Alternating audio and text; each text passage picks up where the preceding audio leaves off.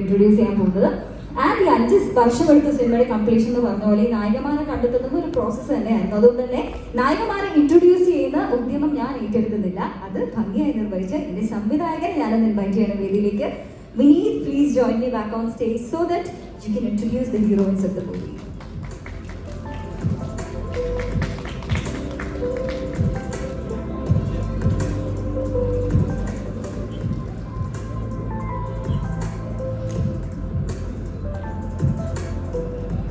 നമസ്കാരം. ഈ സിനിമയുടെ ഞങ്ങൾ ഏറ്റവും കൂടുതൽ സമയമെടുത്തൊരു പ്രോസസ്സ് എന്ന് പറയുന്നത് ഇതിനകത്തുള്ള ഹീറോയിൻസിനെ കണ്ടെത്തുക എന്നുള്ളതാണ്. അത് നിങ്ങൾക്ക് സിനിമ കാണുമ്പോൾ മനസ്സിലാവും. ഇതിൻ്റെ ഒരു സ്ക്രീൻ പ്ലേയുടെ സ്ട്രക്ചർ കിടക്കുന്ന അങ്ങനെയാണ്. അപ്പോൾ ആ ക്യാരക്ടേഴ്സിന് ഏറ്റവും യോഗ്യരായിട്ടുള്ള ആളുകളെ കണ്ടെത്താൻ വേണ്ടിയിട്ട് ഞങ്ങൾ ഒരുപാട് സമയമെടുത്തിരുന്നു. അതിൽ ഞങ്ങൾ ആദ്യം ഒരു കാസ്റ്റിംഗ് കോൾ ഇട്ടു. അതിൽ ഒത്തിരി പേര് വന്നു. അതിൽ നിന്നും നമുക്ക് ഷോർട്ട് ലിസ്റ്റ് ചെയ്ത കുറച്ച് പേരുണ്ടായിരുന്നു. പക്ഷേ അവരൊക്കെ ഞങ്ങൾ ഷൂട്ട് ചെയ്ത് കഴിഞ്ഞു. നമ്മുടെ അവർക്ക് അഭിനയിക്കാൻ ചില സീൻസ് കൊടുത്ത് ചെയ്യിപ്പിച്ച് നോക്കിയപ്പോഴൊന്നും നമുക്ക് ആർക്കും അങ്ങോട്ട് തൃപ്തിയാവുന്നുണ്ടായിരുന്നില്ല. അങ്ങനെ വീണ്ടും ഈ അന്വേഷണം തുടർന്നു. പിന്നെ അത് ഇൻസ്റ്റാഗ്രാമിലേക്ക് കയറി അങ്ങനെ കണ്ടെത്തിയ കുറേ ഫോട്ടോസ്, അത് കഴിഞ്ഞ് അവരുടെ വീഡിയോസ്, അതുവഴി അങ്ങനെ കണ്ടെത്തിയ കുറച്ച് പേരെ ഞങ്ങൾ ഷോർട്ട് ലിസ്റ്റ് ചെയ്ത് അതിനകത്ത് നിന്ന് ഈ സിനിമയുടെ കഥാപാത്രങ്ങളോട് ഏറ്റവും യോജിച്ച് നിൽക്കുന്ന 5 പേരെയാണ് ഞങ്ങളിവിടെ സിനിമയിലൂടെ നിങ്ങളുടെ മുമ്പിൽ അവതരിപ്പിക്കുന്നത്. ഞാൻ ഓരോരുത്തരെയായിട്ട് വേദിയിലേക്ക് വിളിക്കാം. ഈ സിനിമയുടെ ഞങ്ങളുടെ സ്ക്രീൻ പ്ലേ കഴിഞ്ഞപ്പോൾ ഇതിനകത്ത് മാലിനി എന്ന് പറയുന്ന ഒരു ക്യാരക്ടറുണ്ട്. അപ്പോൾ മാലിനി എങ്ങനെ ഇരിക്കണം, മാലിനിയുടെ സ്വഭാവം എങ്ങനെയായിരിക്കണം, മാലിനി കാഴ്ചയ്ക്ക് എങ്ങനെ ഇരിക്കണം എന്നൊക്കെ ഞങ്ങളുടെ മനസ്സിലുണ്ടായിരുന്നു. പക്ഷേ അതുപോലെ ഒരാളെ കിട്ടണം എന്നുള്ള ആഗ്രഹവുമായിട്ട് ഇങ്ങനെ നിൽക്കുമ്പോഴാണ് എനിക്കൊരു മെസ്സേജ് വരുന്നത് ഇൻസ്റ്റയിൽ. ചേട്ടാ, എനിക്ക് ഇങ്ങനൊരു കാസ്റ്റിംഗ് കോൾ കണ്ടു, ഞാൻ അഭിനയിക്കാൻ ആഗ്രഹമുണ്ട് എന്ന് പറഞ്ഞപ്പോഴാണ് ഞാൻ ഓക്കെ, ഇങ്ങനൊരു ഓഡീഷൻ ഉണ്ട്, ആ ദിവസം വരും എന്ന് പറഞ്ഞ് അങ്ങനെ വന്ന് ഞങ്ങൾ സംസാരിച്ചു. ഞങ്ങൾ ആദ്യം ഷൂട്ട് ചെയ്തു, കുറച്ച് കാര്യങ്ങളൊക്കെ കൊടുത്തു, പാടാൻ പറഞ്ഞു. അങ്ങനെ ആ പ്രോസസ്സ് ഇങ്ങനെ പോയിക്കൊണ്ടിരുന്നു. അത് കഴിഞ്ഞപ്പോൾ ആ കുട്ടിയുടെ അച്ഛൻ കൂടെ വന്നിട്ടുണ്ടായിരുന്നു. അപ്പോൾ അച്ഛൻ മകളെ കുറിച്ചിട്ട് ഇങ്ങനെ പറയുന്നുണ്ട്, ബ്ലാക്ക് ബെൽറ്റാണ് മോള് ഇങ്ങനെ. അപ്പോൾ ഇതൊന്നും എനിക്ക് ആവശ്യമില്ലല്ലോ എന്ന് ഇങ്ങനെ ആലോചിച്ചിട്ടുണ്ട്, കാരണം ഫൈറ്റൊന്നും ഇല്ല സിനിമയിൽ. അപ്പോൾ അത് കഴിഞ്ഞിട്ട് അദ്ദേഹം എന്നോട് പറഞ്ഞു, ഞാനൊരു പാട്ട് പാടട്ടെ എന്ന് പറഞ്ഞു. ഞാനൊരു അച്ഛൻ എന്തിനാണ് പാടുന്നത്, പക്ഷേ അദ്ദേഹം നന്നായിട്ട് മനോഹരമായിട്ട് പാടി. ഇതൊക്കെ കഴിഞ്ഞപ്പോൾ എനിക്ക് മനസ്സിലായി, മാലിനി എങ്ങനെയാണോ, മാലിനിയുടെ വീട് എങ്ങനെയാണോ, മാലിനിയുടെ കുടുംബം എങ്ങനെയാണോ, അങ്ങനെ ഒരു കുടുംബത്തിൽ നിന്ന് വന്ന ഒരാളാണ് ജൂഹിയാണ് മാലിനിയായിട്ട് അഭിനയിക്കുന്നത്. അന്ന് തന്നെ ഞങ്ങൾ ഇത് ഉറപ്പിക്കുകയും ചെയ്തു. എൻ്റെ സിനിമയിലുള്ള ആദ്യത്തെ ഹീറോയിൻ കാസ്റ്റിംഗ് ജൂഹിയായിരുന്നു. ജൂഹിനെ വേദിയിലേക്ക് ക്ഷണിക്കുന്നു. Welcome Juhi Jayakumar on stage. നമ്മുടെ 5 നായികമാരിൽ ആദ്യത്തെ ആള്. രണ്ടാമതായിട്ട് ശ്രേയ രുക്മിണി, ജാനകി എന്ന് പറയുന്ന ക്യാരക്ടറാണ് ചെയ്യുന്നത്. ശ്രേയയും ഇതേപോലെ തന്നെ ഞാൻ ഓഡീഷൻ ചെയ്യുന്നു. അത് കഴിഞ്ഞ് ശ്രേയ നന്നായിട്ട് പാടുമായിരുന്നു. അപ്പോൾ കുറേ പാടുന്ന ക്ലിപ്പുകൾ ഞാൻ കണ്ടു. അത് കഴിഞ്ഞതിന് ശേഷം ശ്രേയ ഒരു പ്രോഗ്രാമിൽ ഞാൻ പോയി കണ്ടു. അപ്പോഴൊന്നും ഞാൻ ശ്രേയയുടെ അടുത്ത് പറഞ്ഞിരുന്നില്ല ഇങ്ങനെ ഒരു കാസ്റ്റിംഗ് ഞാൻ ഇതിനു വേണ്ടിയിട്ടാണെന്നുള്ളത്. കാരണം ഞാൻ വിശ്വസിക്കുന്ന ഒരു കാര്യം, നമ്മുടെ ക്യാരക്ടറിനോട് അടുത്ത് നിൽക്കുന്ന സ്വഭാവത്തിൽ നിന്ന് തന്നെയുള്ള ഒരാളെ, അതേ ബാക്ക്ഗ്രൗണ്ടിൽ നിന്നുള്ള ഒരാളെ, അതിനോട് അടുത്ത് നിൽക്കുന്ന ഒരാളെ ആ കഥാപാത്രമായിട്ട് കാസ്റ്റ് ചെയ്തല്ല അത് എനിക്ക് കുറച്ചുകൂടി എളുപ്പമായിരിക്കും. അതുപോലെ തന്നെ ആ ആർട്ടിസ്റ്റിന് പെർഫോം ചെയ്യാനും അത് കുറേ കൂടി എളുപ്പമായിരിക്കും. അങ്ങനെയുള്ള ഒരു സ്റ്റഡിയുടെ ഭാഗമായിട്ട് ഞാൻ ശ്രേയയുടെ 1-2 പ്രോഗ്രാമുകൾ കാണുകയും ശ്രേയയുമായിട്ട് സംസാരിക്കുകയും ചെയ്തതിന് ശേഷമാണ് ഞാൻ പറയുന്നത്, ഞാൻ ഇങ്ങനൊരു കാസ്റ്റിങ്ങിന് വേണ്ടിയിട്ടാണ് ശ്രേയ മീറ്റ് ചെയ്തത്, ഇങ്ങനൊരു കഥയാണ്, ഇങ്ങനൊരു കഥാപാത്രമാണെന്ന് പറഞ്ഞപ്പോൾ ശ്രേയ വളരെ ഹാപ്പി ആയിട്ട് വരികയും അതുപോലെ ഗംഭീരമായിട്ട് പെർഫോം ചെയ്യുകയും ചെയ്തു. സിനിമ ആണെന്ന് എനിക്ക് മനസ്സിലാവും. Welcome Shreya Rukmini. Hero number 2 of the movie, Shreya Rukmini. Welcome, Shreya. അതുപോലെ സമയമെടുത്ത് തന്നെ ഞങ്ങൾ ആദ്യം വേറൊരു ഓപ്ഷൻ ഓൾമോസ്റ്റ് ഫൈനൽ ചെയ്തു. പക്ഷേ ലാസ്റ്റ് മൊമെന്റിലാണ് അത് വർക്കാവുന്നില്ല എന്ന് തോന്നിയത്. അങ്ങനെ വീണ്ടും അന്വേഷണം തുടർന്നു. അങ്ങനെ കിട്ടിയ ഒരു ആർട്ടിസ്റ്റാണ് സ്വാതിയെ വേദിയിലേക്ക് ക്ഷണിക്കുന്നു. സ്വാതിയുടെ ക്യാരക്ടർ ലീന എന്ന് പറയുന്ന ക്യാരക്ടറാണ് സ്വാതി ചെയ്യുന്നത്. പിന്നീട് ഈ സിനിമയിൽ ഇനി 2 ഹീറോയിൻസ് കൂടിയാണ്.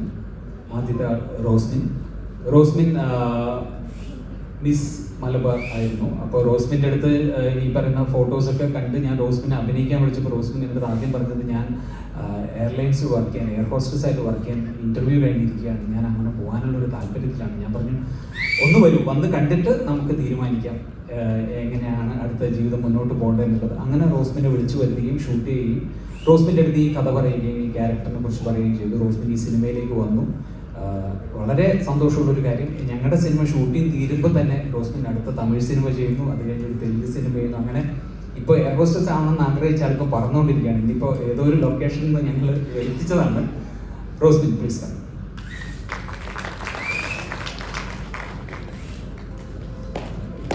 അടുത്ത ക്യാരക്ടർ ദിൽനയാണ്. ദിൽന ശ്രുതി എന്ന് പറയുന്ന ക്യാരക്ടറാണ് ചെയ്തത്. ദിൽനയും ഇതേപോലെ തന്നെ ഞങ്ങൾ ദിൽന മലയാളത്തിൽ 1-2 സിനിമകളിൽ അഭിനയിച്ചിട്ടുണ്ട്. അപ്പോൾ ദിൽനയുടെ പെർഫോമൻസ് ഞാൻ സിനിമയിൽ കണ്ടിട്ടായിരുന്നില്ല. ആക്ച്വലി ഞങ്ങൾ വിളിച്ച് ഷൂട്ട് ചെയ്തിട്ടാണ് ഈ ക്യാരക്ടറിന് ഏറ്റവും ആപ്റ്റായിട്ടുള്ള ആളാണ് ദിൽന എന്നുള്ള ഉറപ്പ് കിട്ടിയപ്പോഴാണ് ദിൽനയെ ഇതിലേക്ക് ക്ഷണിച്ചത്. Dilna please come. അപ്പോൾ ഇങ്ങനെ 5 പേര് ഞങ്ങളുടെ കൂടെ ഈ സിനിമയുടെ ഭാഗമായിട്ടുണ്ട്. Welcome to cinema industry. Please. ഇവരെല്ലാവരും വളരെ രസകരമായിട്ട് ഞങ്ങളുടെ സിനിമയിലെ ക്യാരക്ടേഴ്സിനെ വളരെ മനോഹരമായിട്ട് ഞാൻ ആഗ്രഹിച്ചതിനപ്പുറത്തേക്ക് കൊണ്ടുവരാൻ എന്നെ സഹായിച്ചിട്ടുണ്ട്. സോ ഞാൻ ആദ്യമായിട്ട് ജൂഹിയിൽ നിന്ന് നമുക്ക് തുടങ്ങാം. ഹായ്, എല്ലാവർക്കും നമസ്കാരം. എൻ്റെ പേര് ജൂഹി ജയകുമാർ. ഞാൻ കോഴിക്കോട്ടുകാരിയാണ്. ഇതെൻ്റെ ലൈഫിലൊരു ഡ്രീം കം ട്രൂ മൊമെൻ്റ് ആണ്. ഒരുപാട് സന്തോഷമുണ്ട്. ഫസ്റ്റ് മൂവി തന്നെ നല്ലൊരു ടീമിൻ്റെ കൂടെ വർക്ക് ചെയ്യാൻ സാധിച്ചതിൽ thank you so much Dileep sir, Vineeth sir, Rajath sir for giving this opportunity. അപ്പോൾ ഞങ്ങളുടെ പടം പവിക്കേറ്റേക്ക് April 26 റിലീസ് ആവാണ്. നിങ്ങളെല്ലാവരും പടം കാണണം, ഞങ്ങളെല്ലാവരും സപ്പോർട്ട് ചെയ്യണം. Thank you.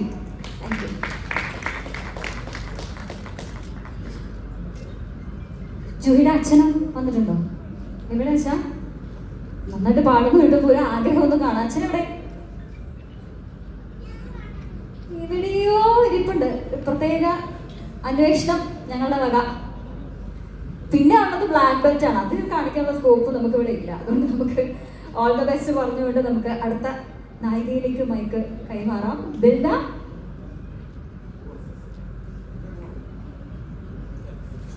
വേദിയിലിരിക്കുന്ന എല്ലാ ആദരണീയ വ്യക്തികൾക്കും നമസ്കാരം. ഈ മൂവിയിൽ ഇത് വളരെ അപ്രതീക്ഷിതമായി വിചാരിച്ചതല്ല ഇങ്ങനെ വരുന്നുള്ള. ഞാൻ കാസ്റ്റിംഗ് കോളൊന്നും കണ്ടിട്ടില്ല. ഞാനൊരു സുംബ ഇൻസ്ട്രക്ടറാണ്. അപ്പം എൻ്റെ ക്ലാസ്സിൽ തന്നെ അവിടെ കൊറിയോഗ്രാഫി ചെയ്യുന്ന ശ്രീജിത്ത് സാർ ഇതിലെ ഏരിയായിരുന്നു. അപ്പോൾ സാറാണ് എൻ്റെ അടുത്ത് പറയുന്നത് ഇങ്ങനെ നല്ലൊരു ടീമിൻ്റെ കൂടെ നല്ലൊരു. எல்லாருக்கும் குட் ஈவினிங். இது என்னோட மலையாளமில் ஃபஸ்ட்டு சினிமா. கன்னடத்தில் பண்ணியிருக்கேன், ஆனால் இது வந்து வெளியில் வந்து பண்ணுறது வந்து புதுசாக இருக்குது. புது டீம், ரொம்ப ரொம்ப ஹாப்பியாக வந்து பண்ணியிருக்கிற ஒரு சினிமா இது. அண்ட் எல்லாருக்கும் நான் தேங்க்ஸ் சொல்கிறேன். லைக் நம்மளோட டைரக்டர் வந்து Vineeth sir, Dileep sir and நம்ம க்ரூ, நம்ம கோ ஆக்டர்ஸ் எல்லாருக்கும் தேங்க்யூ. எனக்கு நல்ல சப்போர்ட் பண்ணாங்க. டைலாக்ஸ் விஷயத்தில் எல்லோரும் சப்போர்ட் பண்ணாங்க. ரொம்ப கஷ்டமாக இருந்துச்சு ஸ்டார்டிங் டேஸில். போக போக எல்லாமே ரொம்ப ஈஸியாக மாறிடுச்சு.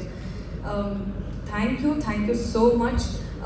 April 26 வந்து இந்த சினிமா ரிலீஸ் ஆக போகுது.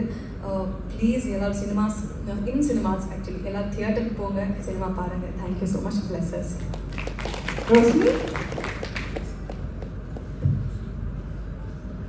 എല്ലാവർക്കും നമസ്കാരം.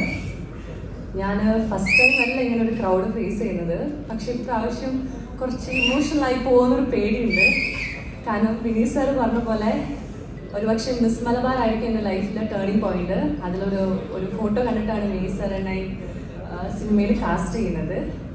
സോ ഇപ്പോൾ ചെറുപ്പം തൊട്ടേയുള്ള വലിയൊരു ഡ്രീമാണ് ബിഗ് സ്ക്രീനിൽ ഫേസ് കാണണമെന്ന്. സോ അത് എഴുന്നിട്ട് ആ സോങ്ങിൽ കാണുമ്പം ഉണ്ടായൊരു സന്തോഷം ചെറുതായിട്ട് ഒന്ന് കണ്ണു പറഞ്ഞു പോയി. സോ ആ ഒരു moment thank you so much Vineeth sir and ദിലീപേട്ട, പിന്നെ എല്ലാ ക്രൂ അത്രയും ഹാപ്പി ആയിട്ട് വന്നിട്ട് വർക്ക് ചെയ്തു പോയി. എൻ്റെ മലയാളത്തിലെ ഫസ്റ്റ് ഫിലിമാണ്.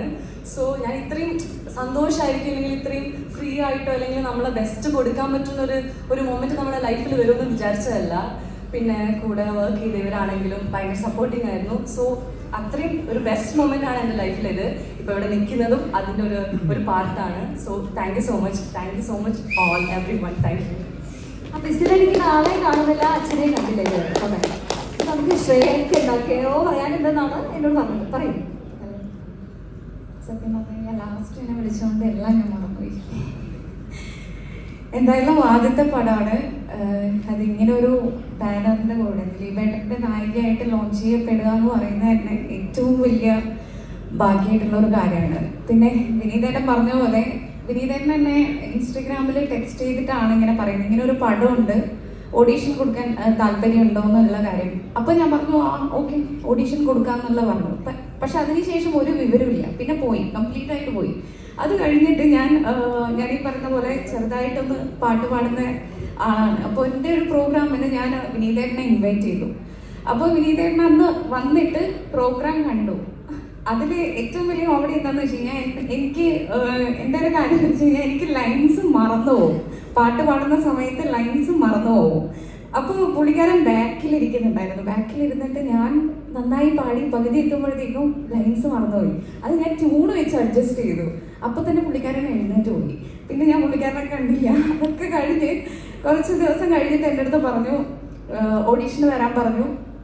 അങ്ങനെ ഓഡീഷൻ വന്ന് അറ്റൻഡ് ചെയ്ത് ഇന്നായി കഴിഞ്ഞപ്പോൾ എന്നോട് ആദ്യം പറഞ്ഞത് നിന്റെ കാര്യത്തിൽ എനിക്ക് ഡയലോഗിൻ്റെ കാര്യത്തിൽ എനിക്ക് ഭയങ്കര പേടിയുണ്ട്, നീ ഡയലോഗ് മറന്നു പോകുമോ എന്നുള്ളൊരു കാര്യം അതെനിക്ക് ഭയങ്കര പേടിയുള്ള കാര്യമാണ്. ഒന്നാമത് ദിലീപേട്ടൻ്റെ കൂടെയാണ് അഭിനയിക്കുന്നത്. അങ്ങനെയൊക്കെ പറഞ്ഞ് എന്നെ നന്നായി പേടിപ്പിച്ചിട്ടുണ്ടായിരുന്നു. എൻ്റെ ഫസ്റ്റ് ഷോട്ട് ദിലീപേട്ടൻ്റെ കൂടെയായിരുന്നു.